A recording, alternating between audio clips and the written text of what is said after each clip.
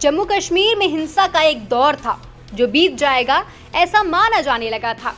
घाटी में जब से आतंक का माहौल पैदा हुआ उसी समय वहां से कश्मीरी पंडितों और कई समुदायों का पलायन शुरू हो गया था। आतंक का ये दौर अभी तक समाप्त नहीं हुआ है, जबकि प्रधानमंत्री नरेंद्र मोदी और गृह मंत्री अमित शाह के इस दावे के बाद भी कि देश के अन्य राज्यों से जम्मू कश्मीर को अलग करती धारा 370 को वहां से समाप्त कर दिया गया, तो जम्मू कश्मीर में पूरी तरह से शांति का माहौल बना दिखाई देगा।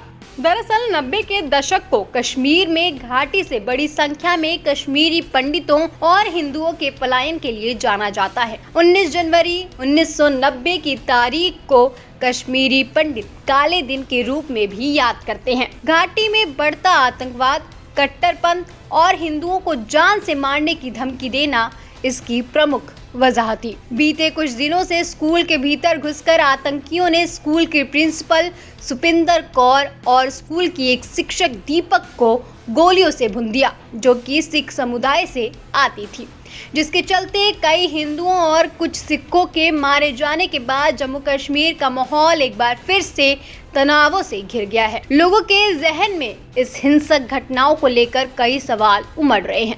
लोग पूछ रहे हैं कि क्या राज्य में हालात फिर से 90 के दशक जैसे हो रहे हैं? क्या घाटी से कश्मीरी पंडितों और राज्य के अल्पसंख्यकों के पलायन करने के पीछे यही वजह थी? 5 अगस्त 2019 को केंद्र सरकार ने एक बड़ा ऐतिहासिक फैसला लेते हुए जम्मू कश्मीर से आर्टिकल 370 को हटा दिया था और आर्टिकल 35A को हटाया था। साथ ही जम्मू कश्मीर राज्य को 2 अलग अलग केंद्र शासित प्रदेश में बदल दिया था। लेकिन केंद्र सरकार के इस फैसले का कितना असर घाटी पर पड़ा और वहां शांति का माहौल कितना बन पाया, ये तो हाल ही की कुछ घटनाओं ने दिखा दिया। बड़ा सवाल तो ये भी है कि पहले की तरह अगर घाटी में आतंकी हमला कर लोगों को अपना शिकार बनाते रहे तो मजबूरन लोगों को यहाँ से पलायन करना पड़ेगा। श्रीनगर के स्कूल में हुई हिंसक घटना के बाद सरकारी स्कूलों में नियुक्त किए गए सभी कश्मीरी पंडित शिक्षकों में भय का माहौल देखा जा रहा है।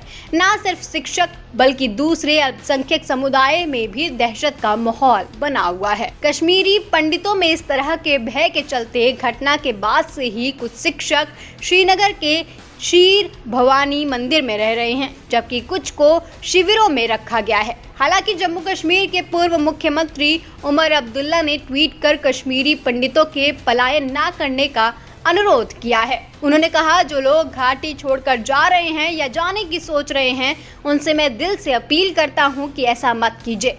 हम उन ताकतों के मंसूबे को कभी कामयाब नहीं होने देंगे जो आपको भगाना चाहते हैं। ज्यादा बड़ी आबादी है जो चाहती है कि आप ना जाएं। Bureau report, my Bharat.